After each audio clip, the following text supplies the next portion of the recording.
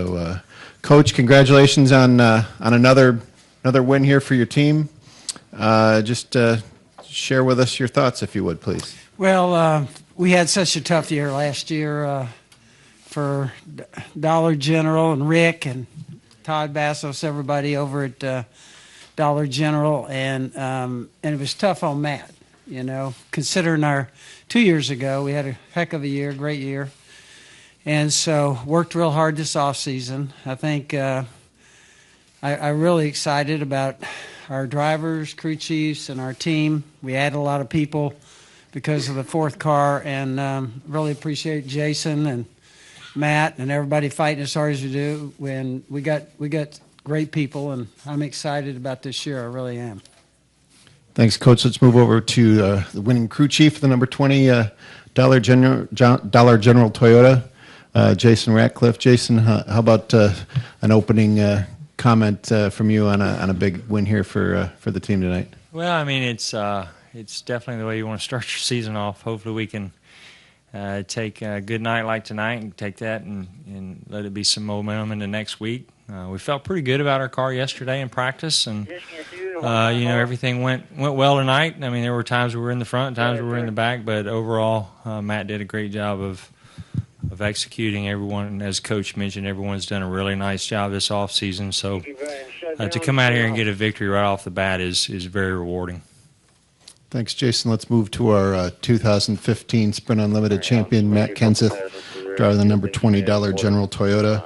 This is Matt's first victory in the Sprint Unlimited. Obviously, you've won here before in the big race. So congratulations. Just share with us what you had to do to pull it off tonight. Yeah, thanks. Well, the big race Sunday is the important one, as Coach reminds us every February for the last 3 years. They said it's been a couple of years, right? How many? 20? I'm reminding you that you did not win it in our car. I know. So anyway, yeah, it's a great start to the week. I felt really good about our Dollar General Camry yesterday. My teammates all felt good about their cars and thought they had a lot of speed.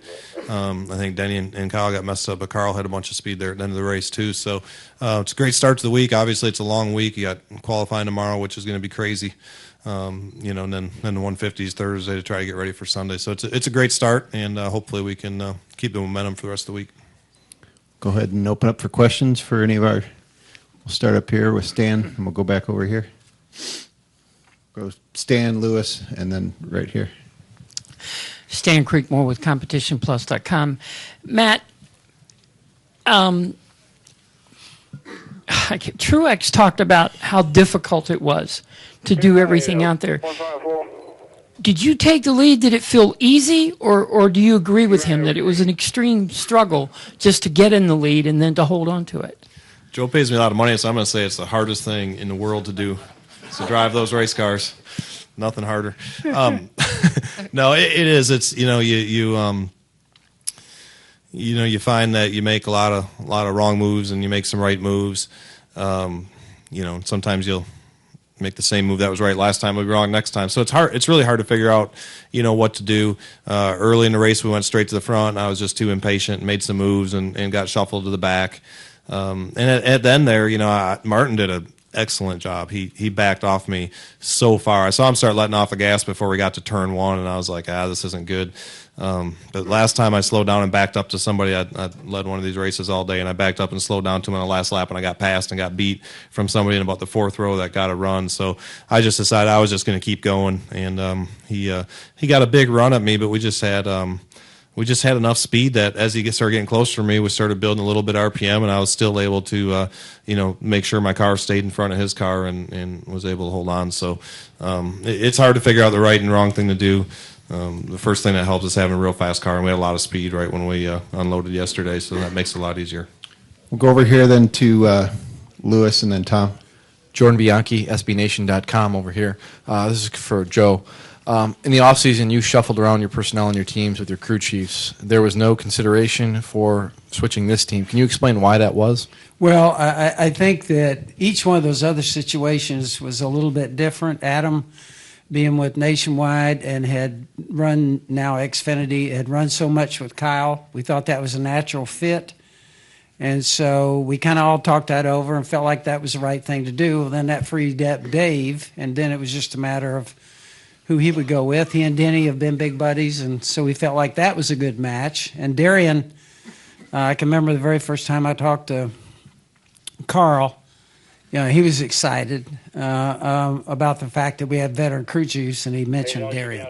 So it all kind of, we all talked it over, all agreed on it. In the end, we all made the decisions there. I think, obviously, these two guys have worked together so well. There was no thought there, and we really felt like this is one team that we wanted to leave matched up. So we got great partners. Everybody that works with us, Toyota is a great partner for us, and like I said, really happy for Dollar General and Rick and Todd and everybody over there. Okay, we'll go Lewis, Tom, Nate, and Bob. Louis Franco, Reuters. You said what you did, but was there any plan to hook up with Carl at the end? You're so used to running with him. Well, I mean, we tried to. I mean, whenever you do these kind of races, you always want to take care of your teammates the best you can. But like I always tell those guys whenever we talk about it, I'm like, man, if you got a chance to help each other, you need to do it, but only if it doesn't hurt your own effort. So I tried to help Carl as much as I could without me losing the lead. It'd be silly just to stick in the bottom groove, say, man, I'm going to help him. It's going to be better with my car in front of me, and then watch a car pass me, and neither one of us wins. So I think you try to help each other the best you can, without hurting your own effort. Tom? Matt, Tom Jensen, FoxSports.com, congratulations. After racing these guys tonight, who do you think is going to be the toughest competition in the 500? Man, I don't know. I mean, I was in a lot of different spots tonight. Obviously, there's a lot of cars got tore up tonight. A lot of people had damage tonight. So, it's hard to tell. By the time I finally got to the front, I mean, obviously the 78 was really strong. The 4 was already tore up, and he was still hanging in there. Carl was real strong. So, it's hard to say. These cars, honestly, are very, very equal. The whole field is, and I really feel like when they drop the green Sunday, under the right circumstances, because you never know what's going to happen at these races, anybody could win it. So I just think it's hard to predict. I think you'll have a much better idea after Thursday. We'll go to Nate. Nate Ryan, NBC Sports. Kind of following up on Jordan's question about the crew chief swaps. For Matt and Jason, if you guys both can answer this, is there almost more pressure that they didn't change your team, despite the fact you didn't win last year? I mean, I know you guys want to win every year and you want to do well, but you go from leading the circuit in victories in 13 to no wins last year. Did you feel as if coming into this year you had something to prove, knowing that every other team got changed, yours didn't, and now they're still expecting to get back to that level? I think it was just they couldn't find another driver that wanted to work with me, probably. But no, I mean, I really enjoy working with Matt. I don't think, as Coach mentioned, I don't think that was ever consideration. And I think I know how Matt feels about it. But we do pretty well together. I mean, we've right out of the box in 2013, we're really strong. Won a lot of races. Communication was strong. Last year, no, we didn't get a victory lane, but we had a great season. When you look at overall our performance, our top 10s, our top 5s, we didn't get to victory lane, but we had a lot of good opportunities. And I think, the third year now, having 2 years under our belt, I think it's a no-brainer. We're looking forward to a really remarkable year. All I had was a smart answer, so I decided I shouldn't say it. He started off with a smart answer, and then he got real serious. So I was like, I'll just leave it there. I mean, I think they covered it. I mean, it's Coach's race team, but when we talked a lot about crew chiefs, and this has been a, it's a Coach will tell you it's a big effort to start another team and find the right people to hire, and got the driver that he wanted that Carl can go out and win any given week and go win a championship, and so and then the match of crew chiefs and do all that stuff. There's a lot that goes on there, I feel like, in what team is going to be where. So we talked about it a little bit, and I told him I'd support anything they did unless they tried to take Jason away from me. They can still do it. It's his team, but I wouldn't support it. I would have been kicking and screaming. We'll go to Bob, Jenna, George, and then up to Bruce. Bob Hockris, ESPN. Matt, what's the bigger benefit from tonight? Kind of what you learned as far as how these cars are drafting this year, or just kind of the feel-good moment of winning again? Yeah, I mean, there's nothing like winning. That's why we come out and do this every week. So getting a win, was the best part for us. Obviously, that's the best part of the night when you're not tore up and you're sitting here talking to you guys. It means you had a good day. So, getting a win, but I also feel like we learned some stuff. I thought we had a pretty productive yesterday and today as well. And felt like we learned some things about the race car tonight, maybe the track and the tire a little bit that hopefully will apply to Thursday night. We don't really get any night practice, so this is your only shot at it for Thursday night. Jenna? Jennifer, AP. Joe, you have started speed weeks like this before with a win today. You've added wins on Thursday. How do you not get your hopes up that it's all going to pay off on Sunday? I think you're just realistic. We've been here 24 years, and we've won once, and had real good cars at different times, led laps and everything. And for all of us, JD and everybody they've worked extremely hard putting all this together. We know that last year we won the shootout. We won one of the 125s with Denny, finished second, and it's just extremely hard. I can't tell you how hard that 500 is. At least that's my impression.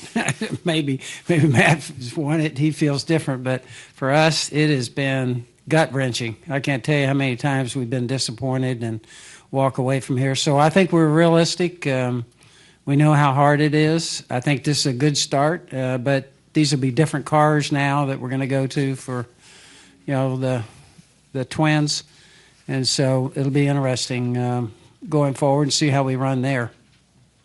Go to George and then up to Bruce. Yeah, Matt, back here. George Diaz with the Orlando Sentinel. I think you alluded to use the word maybe crazy for tomorrow's qualifying. I'm just curious how you think that's going to play out, given that it was kind of very odd how it played out in Talladega with such an kind of an odd qualifying kind of deal. Here's the honest answer. I have no idea how it's going to play out tomorrow.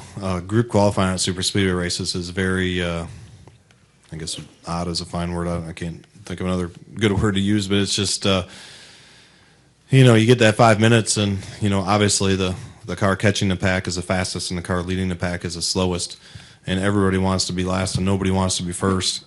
So how does that work? It's just, it's really weird. You can have the slowest car in the field, honestly, sit on the pole if he's in the right spot, and you can have the fastest car in the field, miss the race. It's just the way it is. It's just, it's really, really nerve-wracking and stressful to figure it out, to be honest with you. Because everybody wants to be in the same spot, and that's impossible. Bruce? Bruce Martin, NationalSpeedsportNews.com, and Race Day on Fox Sports Radio. Matt, were you surprised by the level of mayhem that was out there tonight? And Coach, as a team owner, when you see that much equipment get torn up, I mean, that hits the team owners a little bit. How do you kind of feel about that, to see that much equipment kind of get wadded up? I wasn't surprised.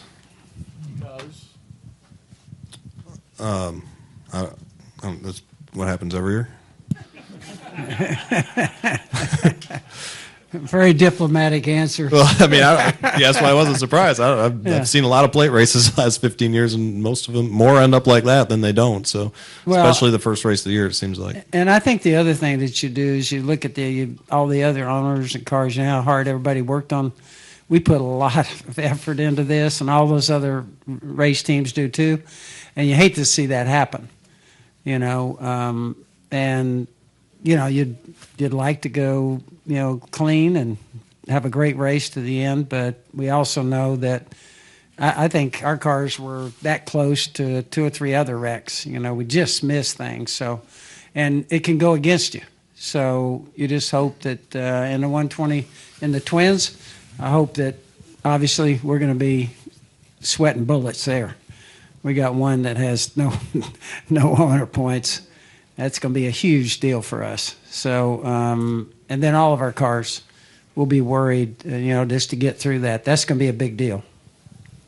Back to Jordan and then back to Jenna. Jordan Bianchi, SBNation.com. Wondering if any of the three of you had any conversations with Carl after the race, and if he might have said anything, any takeaways from his first outing with Joe Gibbs Racing? Yeah, I went over and found Carl and thanked him for everything. He was happy. He thought, to put all that together, work that hard, and get everything done and get down here, and then to be able to race, have a real good race. I thought he was really pleased with the way everything worked out. Jen, and then we'll go over here to the left. Joe, how did you find yourself in a situation where you didn't get Carl any points before this week? There's a lot that goes into that. We spent, I can't tell you how much time going through all this and the rules and how you qualify and what could happen if you rain out. There were some questions that, to be quite truthful, I'm not sure anybody had the answer to because you could wind up with all kinds of things going on. And so, but we kind of felt like, there were some things we could have done on our team, but we didn't think it would be fair to the other teams. And so we made our decision, and, we're going to, hopefully we got a good game plan. I think we worked as hard as we can with the rules. I think we understand the rules. We know exactly where we are, and we've all talked about it.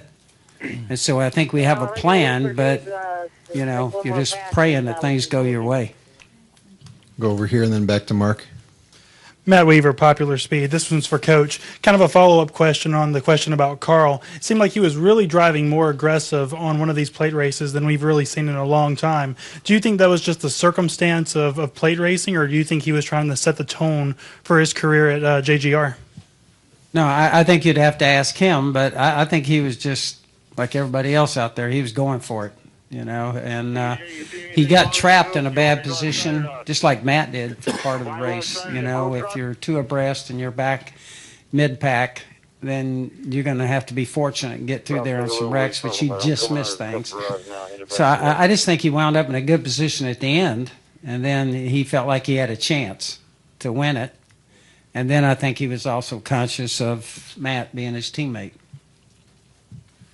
Mark Long with AP. This is for Jason. Jason, a number of teams got busted for having too many men over the wall too soon.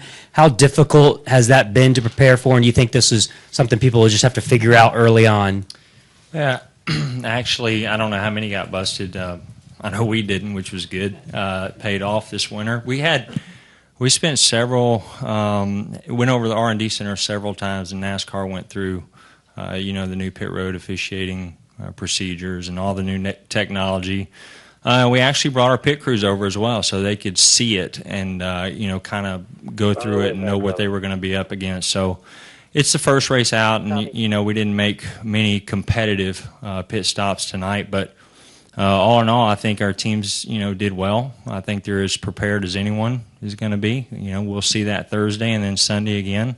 But our pit crew coaches and our pit crew department has put a lot of effort, as well as our pit crews, every individual guy understanding, how much more precise that system is going to be compared to what it's been in the past.